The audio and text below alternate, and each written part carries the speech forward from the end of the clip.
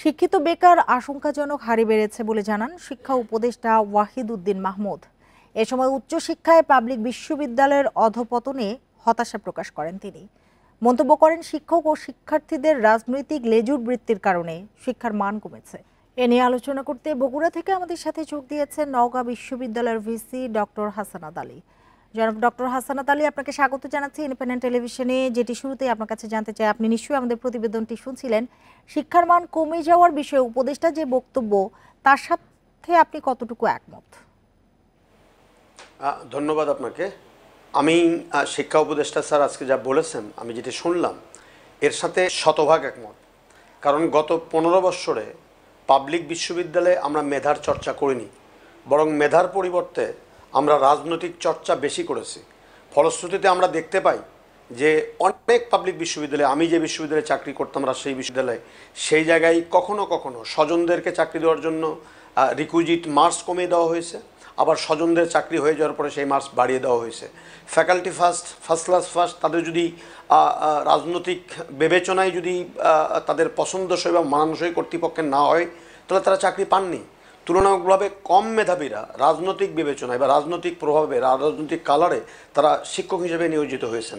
এর মধ্য দিয়ে উচ্চশিক্ষায় যে মেধাবীদের যে একটি কেন্দ্রবিন্দুতে পরিণত হওয়ার কথা, সেটি না হয়ে অনেকাংশে স্বজনপ্রীতি, আর্থিক লেনদেন এবং রাজনৈতিক বিবেচনাকে প্রাধান্য দেওয়ার ফলে শিক্ষাঙ্গনে এক ধরনের মেধাহীন চর্চা শুরু হয়েছে। এবং এর ফলশ্রুতিতে আমরা স্যার যে কথাটি বললেন যে বেকার তৈরি হওয়া, বেকার শুধু এই জায়গায় তৈরি হচ্ছে কিছু অংশ হচ্ছে, তার চেয়ে সবচেয়ে বড় কথা, গত 15 বছরে আমরা জাতীয় বিশ্ববিদ্যালয়ের অধিভুক্ত গ্রাম অঞ্চলে ছড়িয়ে ছিটিয়ে থাকা অজস্র কলেজে কোনো প্রকারের যোগ্য শিক্ষক না থাকা সত্ত্বেও সম্পূর্ণ রাজনৈতিক বিবেচনায় আমরা অনার্স অনুমোদন দিয়েছি, ক্ষেত্র বিশেষে মাস্টার্স ক্লাস করার অনুমতি দিয়েছি। পর্যাপ্ত ক্লাসরুম নেই, ল্যাবরেটরি নেই, ভালো মানের শিক্ষক নেই, আমরা দিয়েছি রাজনৈতিক বিবেচনায়।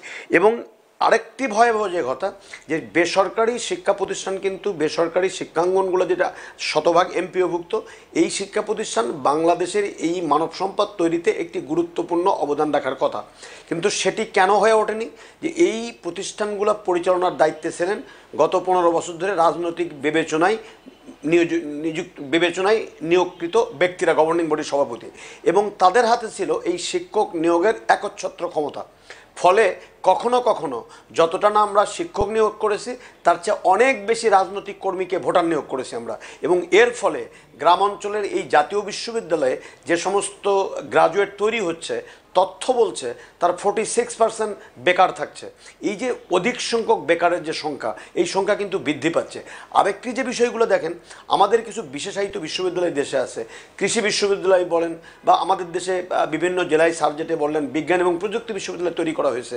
দুঃখজনকভাবে সেখানে তার মূল উদ্দেশ্য হওয়ার কথা ছিল বিজ্ঞান চর্চা, বিজ্ঞান মনস্ক জাতি তৈরি করা, বিজ্ঞান এর আধুনিকায়ন বা চর্চার মধ্য দিয়ে নতুন নতুন আবিষ্কার করা। কিন্তু আমরা কি দেখতে পাই, যে সেই বিজ্ঞান এবং প্রযুক্তি বিশ্ববিদ্যালয়ে নাট্যকলা, চারুকলা, তারপরে আরও অনেক রকমের বিদ্যা শেখানো হচ্ছে।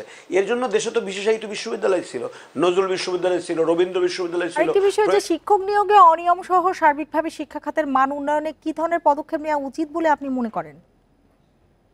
দেখেন, এই যে ইউজিসি নামক যে একটি সংস্থা আমাদের দেশে আছে, সেই ইউজিসিকে আজকে কিন্তু উনি বলেছেন যে ইউজিসির নামটা পরিবর্তন করে এটা উচ্চ শিক্ষা কমিশন করে সেই প্রতিষ্ঠানকে যদি সক্ষম করা যায় আর্থিকভাবে এবং প্রশাসনিকভাবে। দেখেন, গত 15 বছরে অনেক বিশ্ববিদ্যালয় ভাইস চ্যান্সেলররা রাজনৈতিক বিবেচনায় নিয়োগপ্রাপ্ত হয়েছেন এবং তারা তাদের রাজনৈতিক উদ্দেশ্য চরিতার্থ করার পাশাপাশি তারা স্বজনপ্রীতি এবং অনিয়মে জড়িত ছিলেন।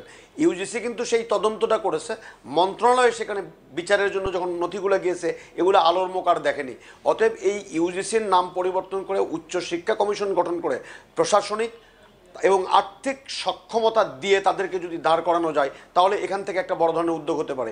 বেসরকারি শিক্ষা প্রতিষ্ঠানের গভর্নিং বডিতে অন্তত রাজনৈতিক বিবেচনায় না, যে অন্তত যোগ্যতা, দক্ষতা এবং মেধার ভিত্তিতে এবং প্রকৃত যারা শিক্ষানুরাগী তাদেরকে যদি পদায়ন করা যায়, নিয়োগ করা যায়, সেটি একটি হতে পারে। 2 নম্বর যেটা হলো, যে শিক্ষা উন্নয়ন যদি সত্যি সত্যি করতে চান, মেধাবীদের বাংলাদেশ যদি তৈরি করতে চান, তাহলে যে কাজটি করা দরকার, প্রাথমিক শিক্ষার উপর গুরুত্ব দিতে হবে। আরেকটা জিনিস স্যার বলেছেন যে বিদেশ থেকে মেধাবীদেরকে নিয়ে আসা। আপনি যদি বাংলাদেশের শিক্ষকদের বেতন কাঠামোর কথা চিন্তা করেন, আপনি গ্রামে যে শিক্ষকটি প্রাইমারি স্কুলে চাকরি করে তার যে বেতন পান, এটাতে তার যদি দুটি সন্তানও তার থাকে এবং যদি হাজব্যান্ড থাকে, 15 দিনের বেশি কিন্তু এই দ্রব্যমূল্যের বাজারে তার সংসার চলার কথা নয়। তার কাছ থেকে আপনি কোয়ালিটি এডুকেশন পাবেন, সার্ভিস পাবেন, এটিও আশা করা যায় না। একজন বিশ্ববিদ্যালয়ের প্রফেসর, অধ্যাপক যারা আমরা অধ্যাপনা করি, বা যে সমস্ত মেধাবীরা শিক্ষক হওয়ার জন্য যোগ্য, যারা এই পেশাকে আর আকর্ষণীয় মনে করছে না, কারণ শিক্ষকতায় আপনি স্যার বুঝতে পেরেছি আমাদের হাতে একেবারেই সময় নেই। আপনি অনেক গুরুত্বপূর্ণ কথা বলেছেন, আপনাকে অনেক ধন্যবাদ আমাদের সাথে যোগ দেওয়ার জন্য, আমাদেরকে সময় দেওয়ার জন্য।